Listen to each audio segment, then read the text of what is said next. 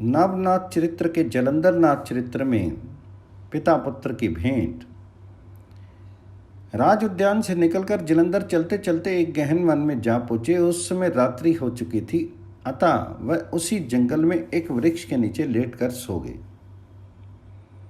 उसी रात जंगल में दावा न लगी, वह अग्नि वन के वृक्षों को जलाती हुई उस स्थान पर जा पहुंची जहां जलंधर सो रहे थे। अग्निदेव ने जब अपने पुत्र जलंधर को वहां सोते हुए देखा तो उन्होंने अपने अग्नि रूप को तुरंत समेट लिया। फिर वे देव रूप धारण करके जलंधर के समीप खड़े होकर कहने लगे, हे पुत्र जलंधर उठो। आवाज सुनकर जलंधर की आंखें खुल गई। उन्होंने अपने सामने खड़े हुए अग्निदेव को देखकर आश्चर्यचकित होते हुए पूछा, आप कौन हैं? तो अग्निदेव ने कहा, मैं अग्नि देवता हूं। जलंधर कहने लगे, आप यहाँ किस लिए पधारे? अग्निदेव कहने लगे, तुम्हें बचाने के लिए। तो जलंधर ने कहा, क्यों, मुझे क्या भय था? मैं इस वन को अग्नि रूप में भस्म कर रहा था। अग्निदेव कहने लगे, जब मैंने देखा कि तुम यहाँ सो रहे हो तो मैंने अपने अग्नि स्वरूप को तो अदृश्य कर दिया। अब इस रूप में तुमसे मिलने के लिए आया हूं। आपने मुझे जलने से क्यों बचाया? जलंधर जी कहने लगे, मैं तो इस असार संसार से बिल्कुल उब चुका हूं। अच्छा होता कि मैं अग्नि में जलकर मर जाता। यह सुनकर अग्निदेव ने कहा, हे पुत्र, मैं तुम्हारा पिता हूं। भला मैं तुम्हें जलाकर भस्म कैसे कर सकता था?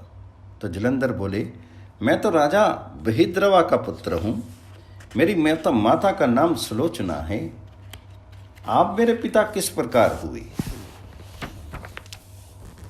तब अग्निदेव ने जलंधर को उनकी उत्पत्ति के विषय में संपूर्ण विवरण से अवगत कराया। उसे सुनकर जलंधर ने अग्निदेव को साष्टांग प्रणाम किया। अग्निदेव ने जलंधर से पूछा, तुम यहाँ जंगल में क्यों चले आए? क्या तुम्हें राजा रानी ने कोई कष्ट दिया था? तो जलंधर ने उत्तर में कहा, मुझे किसी ने कोई कष्ट नहीं दिया।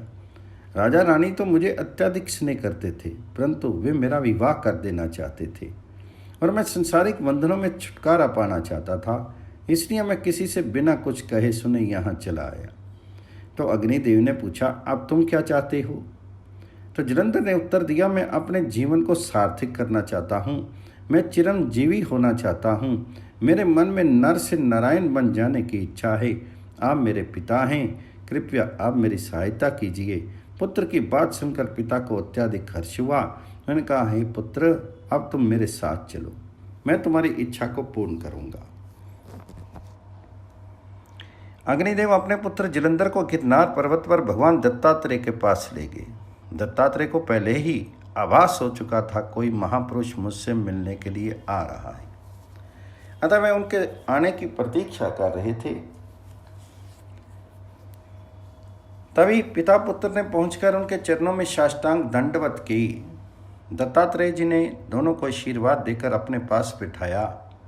फिर अग्निदेव ने पूछा, है अग्निदेव, आपके साथ आया हुआ यह बालक कौन है? अग्निदेव ने जलंधर की उत्पत्ति का संपूर्ण वृत्तांत सुनाते हुए दत्तात्रेय जी से प्रार्थना की, अब आप मेरे इस पुत्र को अपना शिष्य बनाइए तथा दीक्षा देकर कृतार्थ कीजिए। तो दत्तात्रेय जी ने अग्निदेव की प्रार्थना स्वीकार कर ली।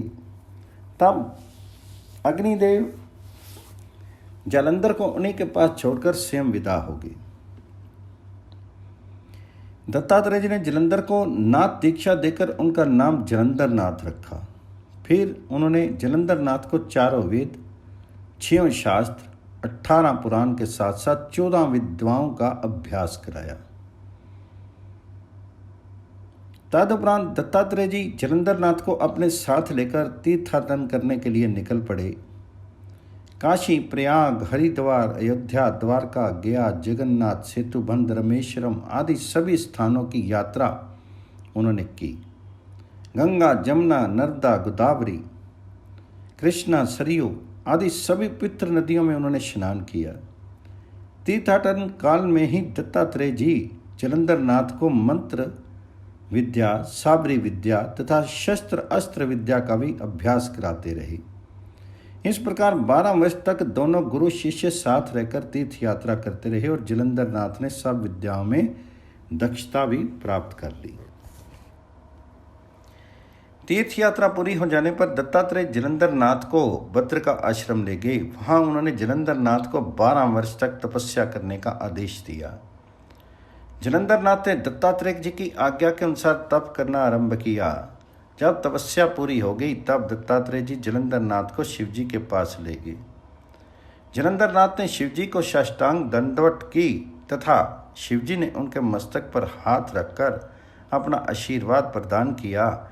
इसके बाद दत्तात्रेय उन्हें ब्रह्मा, विष्णु आदि अन्य देवताओं के पास ले गए। उन सबने भी आशीर्वाद देते हुए जलंधर नाथ के महान योगी होने की घोषणा की। नाग अश्वत्थ वृक्ष के देवताओं द्वारा आशीर्वाद पाने के उपरांत जलंधर नाथ पूर्ण रूप से सिद्ध योगी बन गए। इसके बाद भगवान शंकर ने जलंधर नाथ को 3 दिन तक अपने पास रहने के लिए कहा। दत्तात्रेय जी को अपने आश्रम को चले गए और जलंधर नाथ भगवान शिव के पास ठहर गए। फिर शिवजी ने अग्निदेव को भी 3 दिन के लिए अपने पास बुला लिया। पिता पुत्र दोनों ही शिवजी का आदेश मानकर कैलाश पर्वत पर रहे।